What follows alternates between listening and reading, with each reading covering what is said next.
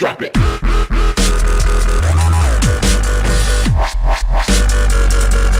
What's going on, guys? TDunks here, back with another Knights and Dragons video for you, and today I'm going to go over the results of the latest Scavenger raid. So, Scavenger raid was again extremely boring, just like the Horde raid or the Orc raid. Thank God there wasn't, absurd amounts of hacks going on or anything like that, but it was still boring. They really didn't change anything. The only thing nice about this is the milestone rewards. But yeah, guys, so we'll go ahead and get this ball rolling. So, real quick, I hadn't put out a video in probably about a week, guys. I have a little bit of news for you. So, Wrecking House has merged again into Whitestone Savages. So, we ended up deciding that this was best for our guild because Whitestone Savages had about 20 members, we had about 20 members, and we had really big gemmers in both of them. We still obviously do. We had huge gemmers in both of them, so we figured that we should come together and make one big powerhouse of a guild. So, and obviously with them being a nearly maxed out guild, they only have one bonus left to go. I'm already halfway there, and this has been only 4 or 5 days since we maxed out our last one. So we should probably have it maxed by this weekend. But yeah, guys, so we merged into Whitestone Savages. I'll show you some of the members in there real quick. So, obviously myself, Corwin, whose profile or account I use to show you guys the chest and the epic leveling. But keep on going down. We still got Wooden, T-Crisp. We got tons of big hitters here, guys. So we're definitely a force to be reckoned with, and I'll show you guys why. So first thing I'll do is go over the leaderboards. I will start off with the team results first. So coming in first is the Death Knights. So the Death Knights did not take first last raid, guys. They were one up by only the best. This time it's reversed. So Death Knights took first, only the best taking second. So congrats to those two guilds. Great job. Way to lead the pack. And then we got Team Unicorn here with just over 800 million. They are doing really well. I know that they had some people backing them up in there, but awesome job, really good showing for them. And then coming in fourth, we have Night Raiders with 725 million, part of the LOL Alliance. And then we got the Death Knight Empire's bunch of jerks with 760 million. They came in fifth. And then Groundswell with just over 700 million. A Republic Guild coming in sixth. And then we got the Immortals and LOL Alliance Guild with 693 million points coming in seventh. And then we got the Savs. So Whitestone Savages came in eighth, guys. So we were pretty much only scheduled for a top 25 run. It was mostly a home put on run too. It was mainly people from our guild. For people that don't know or aren't a part of alliances, a lot of times alliances schedule a top 10 guild, and then say 15 or 20 people from that home guild will stay, and then they ship out all the rest of the members, and then 15 or 20 people from other guilds in the alliance come in to help. Well, we probably had 34, 35 people from our home guild stay, so it was a lot of our main guild people, our home players that stayed. So we pulled in 8th position, guys. It was absolutely insane. I'm going to tell you guys a little bit about how this went. So coming after day 2, it was QC Power, Whitestone Savages, War Inc., and U2 Easy in 10th. So, the only guild that was really pushing that was Chivalry. And we were like, okay, whatever. We just have to stay above them, just go back and forth. Well, then all of a sudden, with about a half a day left, the Immortals freaking kicked it in gear. They must have done 3 or 4 level 5s in a row. And they just hauled it. They were behind 40 to 50 million points at that point. And they ended up just coming back and destroying everything in their past. So they ended up taking 7. Congrats to them. Really showed their power. And then obviously we came in 8th.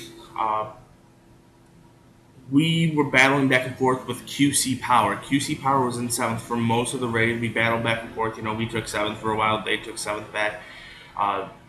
Just was battling there. They jumped up to a huge lead after day 1. And then we just slowly gained on them and ended up catching up to them, passing them a few times, like I said. And then coming in 9th, Chivalry was 682. They were kind of on the outside the whole raid. Like, they were in 11th or 12th. But they ended up making that final push and then pushing it in.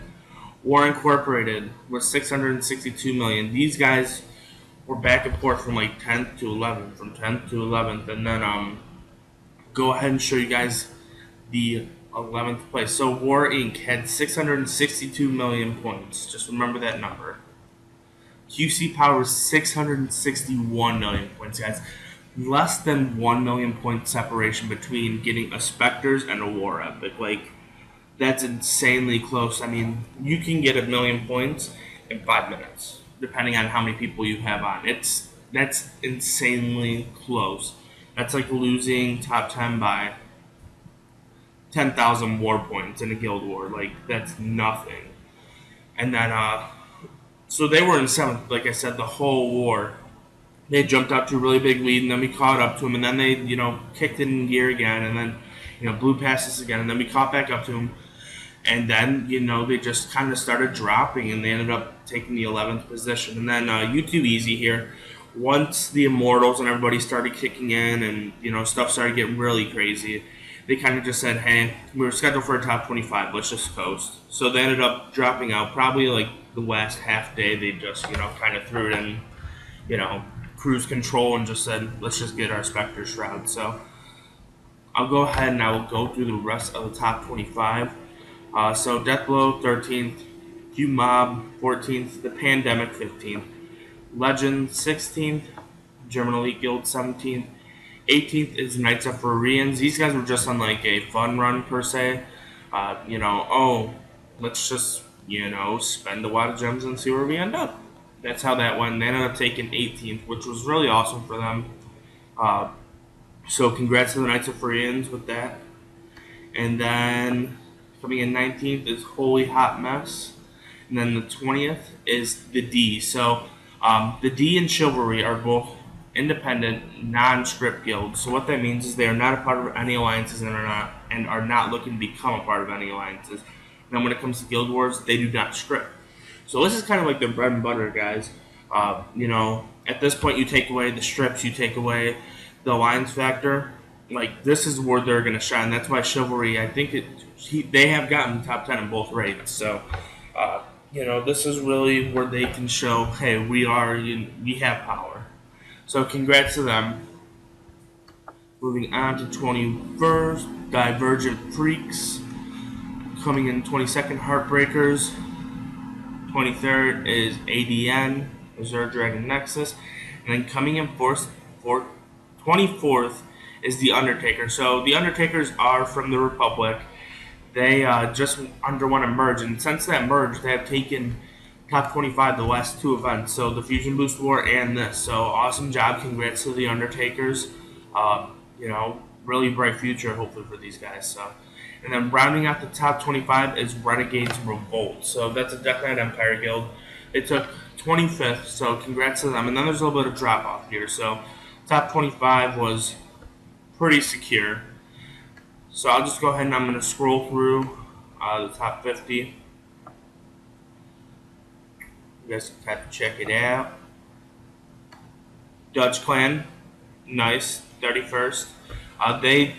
They kind of fell off there for a little bit, and now they're starting to come back. They were a top 25 guild, so it's nice to see those guys back up there. Triple X Danger, Beast Mode Gods, Solaris, The Shoes, T-Mom. So, a lot of those regular guilds that you see in the top 50 back in there again. So, awesome job. Congrats to all the guilds.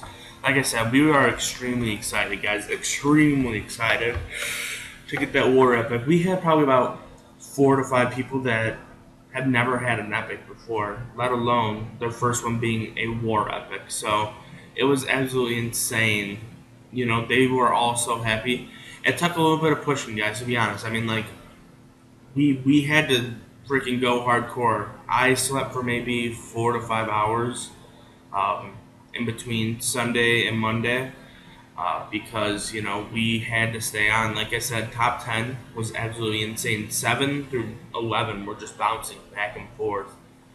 Thankfully, I don't think we ever dropped lower than ninth. So we were kind of that guild that was stationary the whole time. Really didn't worry about it, but we wanted to make sure that we were going to get that war epic. So I will go ahead and I'll show you guys the individual leaders now.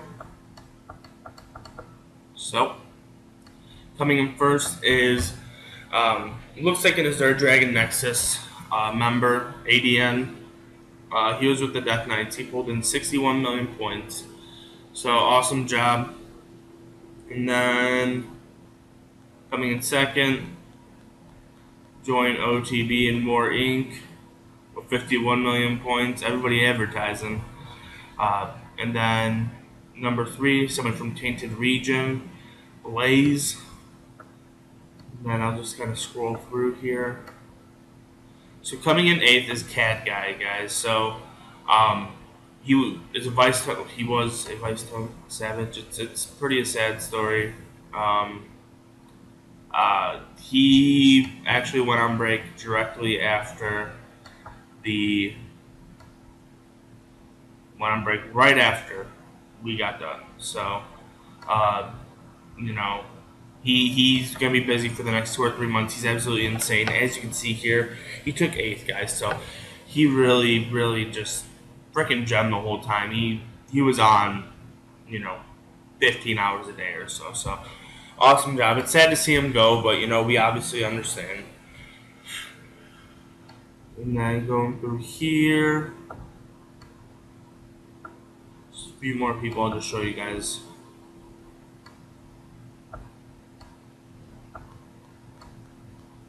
Overall, I think the Vice Town Savages had like 4 to 5 people that were individually in the top 100. So, we did really great. I'm extremely proud of our guys. And then I'll go ahead and I'll show you guys the individual scores for our guild. So, obviously, Cat Guy coming in first, 41 million points. And then we had Reaper with 28 million, Terminus or Termi with 25.